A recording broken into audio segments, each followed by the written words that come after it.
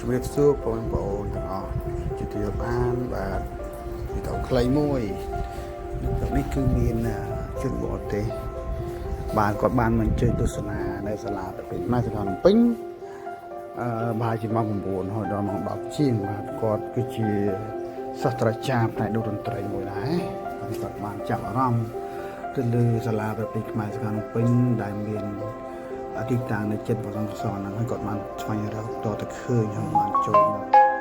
ទស្សនានិងបានចែកលេខបទពិសោធន៍គ្នាទៅវិញទៅមកនោះគាត់បានបង្ហាញពីចំណាប់អារម្មណ៍ច្រើនដែលទៅប្រកបដោយខ្មែរហើយក៏បានកោតសរសើរផងដែរចំពោះ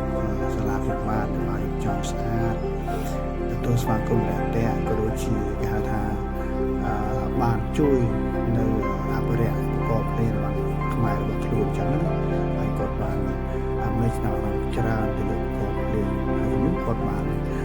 សាកសួរព័ត៌មានច្រើនទាក់ទងនឹងការរៀនក៏ដូចជាការផ្ដល់ការ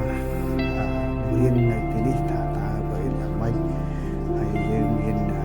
ហៅថាកម្មវិធីខ្លះដើម្បីផ្ដល់ជូនដល់យុវជនយុវតីក៏ដូចជាពុកម៉ែបងប្អូនទាំងអស់នៅក្នុងប្រទេសកម្ពុជាយើងនេះតើទទួលការចែកលេខរៀនចំណេះដឹងតាមណាអញ្ចឹងណាហើយក្នុងនោះគាត់បានចាប់អារម្មណ៍ទៅសាលាសិល្បៈរបស់ខ្មែរយ៉ាងណាគាត់ចង់ធ្វើការនៅក្រុមរបស់ពួកយើងក៏បានប្រាប់ពីតាមនេះខ្ញុំក៏ខ្លះទូទៅជនបរទេសនៅទីនេះគឺគាត់ចង់ស្វែងយល់ពី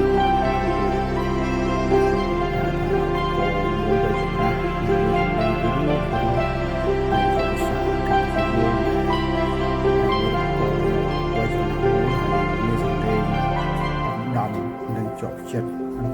អន្លង់លុយចឹងហើយខ្ញុំក៏បានប្រាប់ខ្ញុំធ្វើនេះគឺដើម្បីជួយអភិរក្សជួយថែសារឧបករណ៍ភ្លេងបុរាណរបស់ខ្មែរខ្ញុំដែលមានតែប៉ុណ្្នឹងឯងហើយ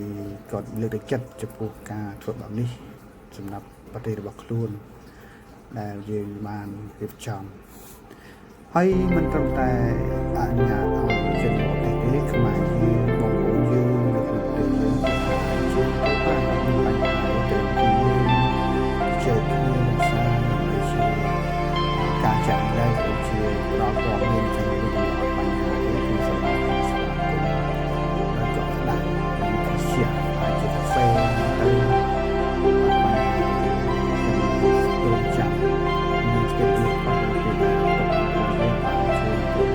បានសារនៅសាលាខ្ញុំនឹងជួយជួយ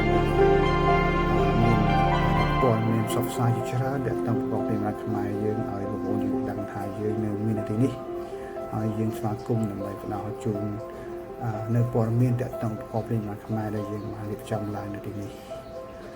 ហើយសាលាភិបាលក៏មានកម្មវិធីសិក្សាឬកម្មវិធីរៀននៅសាលាភិបាលផងដែរ